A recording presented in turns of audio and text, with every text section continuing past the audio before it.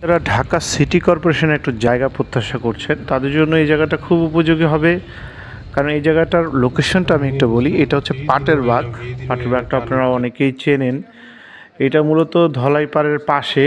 আপনারা যদি যাত্রাবাড়ি থেকে ড্যামরার দিকে যান, তাহলে ফ্লাইওভার যেখানে শেষ হয়েছে হাতের বাম দিকে যে এলাকাটা আছে, এটাই হচ্ছে পূর্ব ধলাইপাড়। এর ভিতর দিকেই হচ্ছে পাটের বাগটা। এটা আপনারা দেখতে পাচ্ছেন একদম ফুললি একটা আবাসিক এলাকা।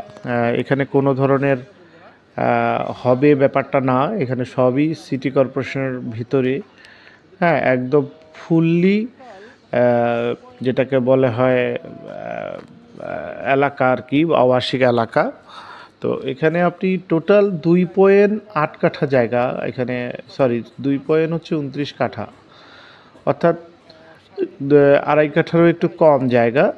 কিন্তু মজার বিষয়টা হচ্ছে এই জায়গাটার আসলে মিনিমাম আপনার 50-60% জায়গা জুড়ে কিন্তু রাস্তা, মানে মুখ বড়, যেটাকে আমরা বলি মুখ, রাস্তার পাশে মুখ এরকম, এবং 12 ফিট রোডের সঙ্গে, এবং সাইডে কিছু 5 ফিট 6 ফিট গলি আছে। একদম চারপাশ থেকে রাস্তা এই জায়গাটায় এসে জয়েন হয়েছে, তার মানে এটা একটা মোড়ের মতো।